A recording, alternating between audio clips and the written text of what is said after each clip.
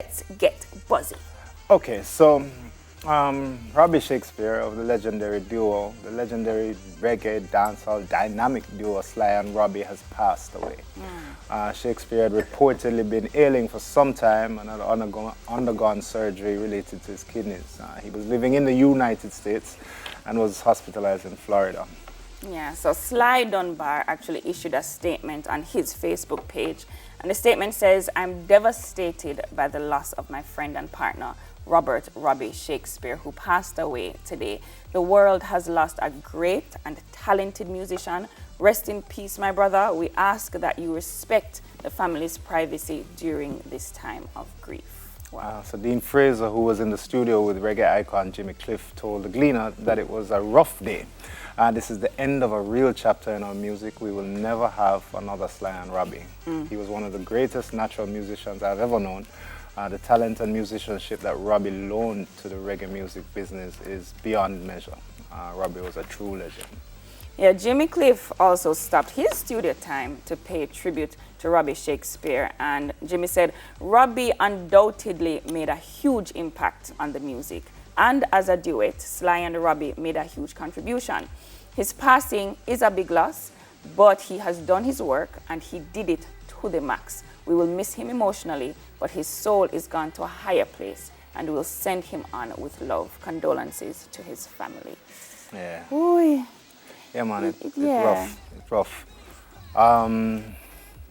Robbie, my artist, you know. Yeah, so So it's I like didn't know music. Yeah, it's like I've always felt like we're a set of people out there on the battlefield, on the front lines, you know. And Sly and Robbie are definitely two of our greatest soldiers. You know what I mean? So it's a thing what I really feel to my core.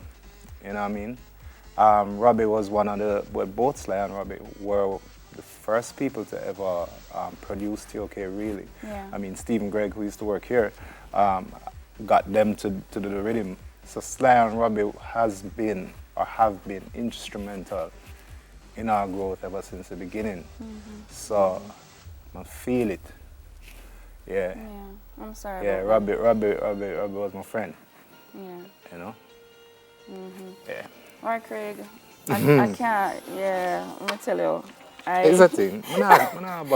No, cry, please, because I already feel the tears in my eyes just listening to you. It's tough, man. And so, lots of support and condolences to family and friends, please. And yeah, as respect them privacy, because it's rough to experience this, really rough, I can tell you. And I'm sure a lot of you can also say from your own personal experience how rough it is when you lose somebody you care about.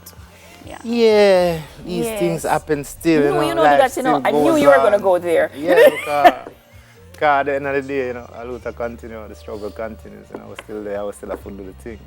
Speaking of which, there are fights to be fought, On Monday, Canadian rapper Drake withdrew from the Grammy Awards, removing his 2 nominations for music's highest honors. Drake got 2 Grammy nominations last month in the rap field, one for Best Album for Certified Lover Boy, CLB, and Best Rap Performance for his song Way Too Sexy. And so sources said that the request to pull out of the consideration was made by the rapper and his management, but no reasons were given for the move. So the Recording Academy website was updated on Monday to remove Drake's nominations from the Grammy list. So Drake, whose Certified Lover Boy was one of the top-selling albums for 2021, has a contentious relationship with the Grammys. Last year, he criticized the Grammys for entirely shutting out fellow Canadian The Weeknd from its nominations list. Then in 2019, Drake declined to perform at the ceremony, then criticized the award show from the stage. Very brave.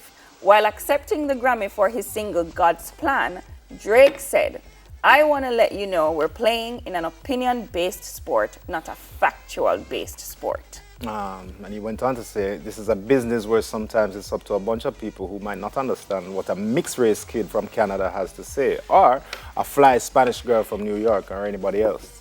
This is what Drake added.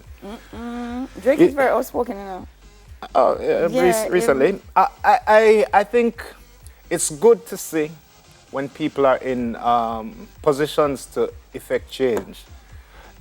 They do it. Yeah. Yeah. You know, They don't sit on it. No, yeah, it's good to see that you know they have an issue with something. They see that there is a flaw in the system, and they're in a position where they can also inspire people to make these changes. And sometimes influence. And sometimes influence people to make these changes. And they don't just use words, they actually take action. They do something about it. Yeah, it's good to see that. It's good to see that. I mean, I've always heard people criticize the Grammys for similar to what he's saying. I've heard it over the years, but I usually hear it under the quiet, not know anybody coming outright and actually saying it, especially while they're accepting their own Grammy. I remember that, and I found it interesting that in Brave. That wasn't in the script. Back in the day, you used to have all the bosses slave, you know, all the people in the big, all the people in the big house. Them not like the system, but them still serve the food. You know? Not it's Drake. good to see that Drake is not one of them. That's good.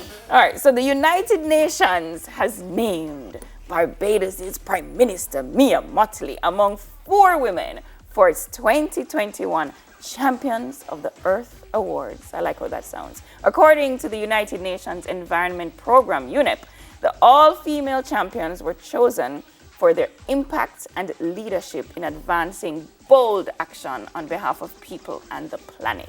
Now, quote, these champions of the earth inspire, defend, mobilize, and act to tackle the greatest environmental challenges of our time, including ecosystem protection and restoration.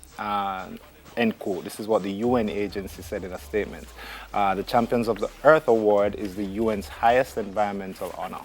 All right, so UNEP said this year's award recognizes 4 categories: inspiration and action, policy leadership, entrepreneurial vision, and science and innovation. For the 2021 prizes, UNEP said it received a record number of nominations from all over the world. Impressive. So the agency's executive director, Inga Anderson, said the winners' profiles demonstrate that all of us can contribute. UNEP said Motley was honored in the policy leadership category for her powerful voice for a sustainable world coming from the global south, consistently raising the alarm about the vulnerability of small island developing states. Love it, love man. it. I love Mia Mottley, you know. Yeah, man, step out, man. Yes. You have a voice, step out and sing. And then because I'm a woman too, I think there's a bias just to see that these awards or awardees are all women. Why? It made me feel inspired Why? and influenced back to what you were saying earlier. Too wicked, man. Yes, you see how them think they go, if me as a man, I say, yeah, as a man, I'm glad say it's a man up there. I and never the woman said would it have like come out that. and I say, never said it like that. Yeah, but you don't have to say it like that. I say it like how a man would say. Right, I feel proud. Talk like how we talk. Thank you Yeah, that's good. for awarding her. I'm happy for you. So we should just leave it alone, make her go out with it then. It's interesting. No, but it's really good. It's really good to see the Caribbean stepping up like that. It's excellent to see that Barbados leadership is leading. Yeah, man. That's good, and it's impressive. Yes. And it's always. Rihanna is very happy right now too. Yeah. But it's always beneficial to be recognized when you step out like that, because you know people are going to see that you are one of the forerunners in that field.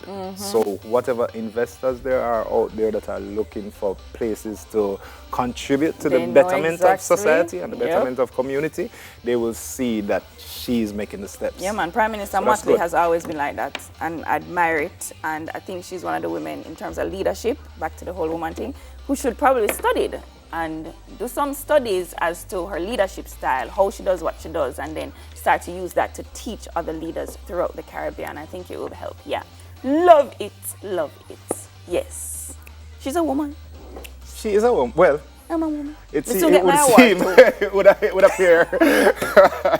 Craig, you did not just do that. What do I? Daytime Live. We'll be right back with more buzz. All right?